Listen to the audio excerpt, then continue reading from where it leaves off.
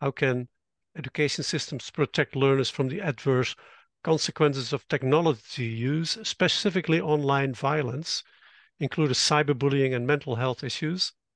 And how can school violence be measured? So, Manos, the floor is yours. Thank you. Thank you very much.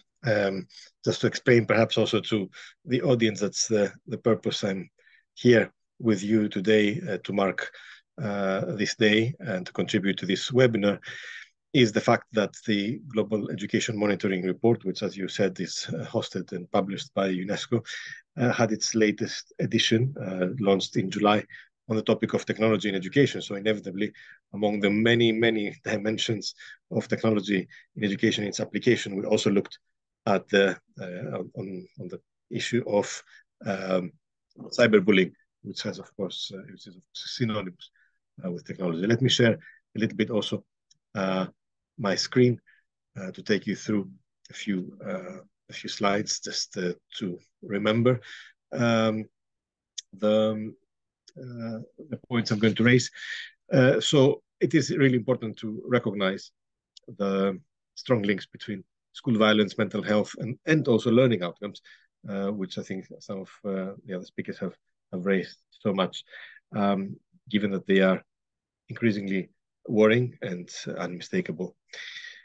Schools are meant to be safe and supportive environments for children, but numbers paint a very different picture. 1 in 3 learners is bullied at school every month globally, and you have to remember, as you mentioned before, that bullying is indeed one of the indicators that has been included in the SDG 4 monitoring framework under the target 4.A, which is a target that's meant to advocate for conducive and appropriate learning environments. And almost 1 in 3 has been physically attacked at least once in a year. Such incidents can have really severe and long-lasting impacts on learners' safety, physical and mental health, and their education outcomes. And poor mental health and well-being contributes to underachievement, absenteeism, disruptive behavior in the classroom, suspensions and expulsions, and ultimately school dropout. The effects on mental health, though, were exacerbated during COVID-19 and the shutdowns that followed. Children who are bullied are twice as likely to feel lonely, to be unable to sleep, and to have contemplated suicide, as UNESCO has shown. And the child aged between 10 and 19 takes their own life on average every 11 minutes at present, according to UNICEF. Now, the 2023 Global Education Monitoring Report on education and technology showed that the growing use of digital devices in and out of schools is exacerbating these trends. The global goal has multiple different targets. Now, cyberbullying was perhaps started being envisaged at the time when SDG 4 and its monitoring framework was being conceived almost 10 years ago.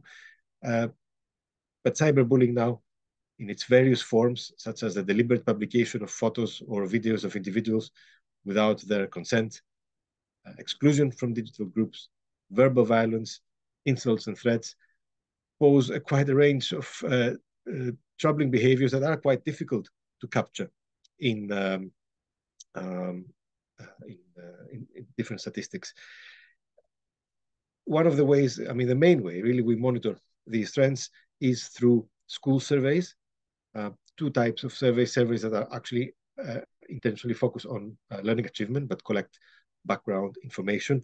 One of those, the Trends in International Mathematics and Science study, known as TIMSS, asked in the last time it was administered in 2019, children in grade 4 and grade 8 about their experiences with different forms of bullying, including online bullying, which was captured in ways such as asking children to report whether they had received nasty or hurtful messages, nasty or hurtful things, or embarrassing photos online. And in nearly all countries, 1 in 10 of grade 4 students had experienced cyberbullying in the past year.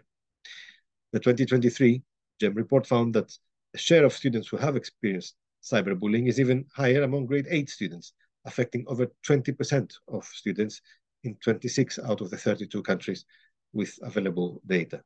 On top of those, we also have surveys organized by the World Health Organization, both globally and in particular regions that collect similar information.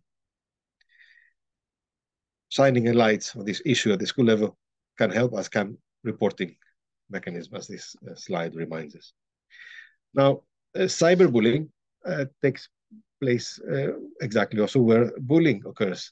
It is just another different form of bullying, and as this graph shows, cyberbullying tends to be higher in countries where other forms of bullying are common.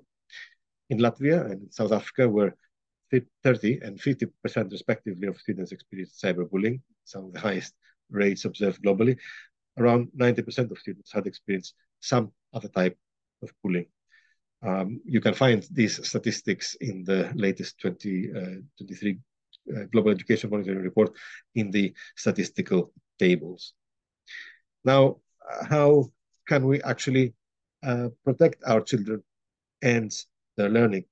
Because of its impact on learning, school violence is not only a rights issue, although of course it is primarily a rights issue, but it also has other significant costs for education systems if left unaddressed. According to UNESCO, children who are frequently bullied are nearly 3 times more likely to feel like an outsider at school, and more than twice as likely to miss school. They also have worse educational outcomes, scoring lower in mathematics and reading. The more often they're bullied, the worse these outcomes are. And one way to protect children from this growing phenomenon, as I think some people asked in the chat earlier, is to bring legislation on this issue. Analyzing globally all more than 200 education systems in our country profiles on the PEER website, we found that only 16% of countries currently have adopted legislation to prevent and act on cyberbullying with a focus on education. Of those, almost 40% did so since the COVID-19 pandemic, so very, very recently. One complication often found when anything legal comes into play is how it ends up being defined. Most countries do not explicitly define cyberbullying and online abuse as a distinct offense, for example, so it is really found often under other laws. For instance, in Indonesia, the 2022 Personal Data Protection Act is the first comprehensive data protection law in Indonesia, which calls upon public or private entities that handle personal data to ensure data protection with sanctions applied for mishandling. And protection against cyberbullying is indirectly provided under this act. Another law, and its updates, the Electronic Information and Transaction Law in the same country, considers cyberbullying as a form of harassment. Outside of laws, ministries can also draw on policies, strategies, and plans to demonstrate their leadership. Our country profiles on the PEER website found that about 40% of countries have such guidance in place. Europe and North America is the region where, with the highest share of countries, 61%, that have such a policy. Many countries take the approach of focusing on awareness raising, reporting mechanisms, and digital risk interventions, usually at the school level. These seem to be effective. A systematic review and meta-analysis of interventions in selected, mostly high-income countries, estimated that the average program has a 73% chance of reducing cyberbullying victimization, and maybe that's also linked to the trends that Yongfeng reported earlier. Now, another range of policies and laws relates to the use of mobile phones in schools, for which actually the last edition of the Global Education Monitoring Report was particularly noted for,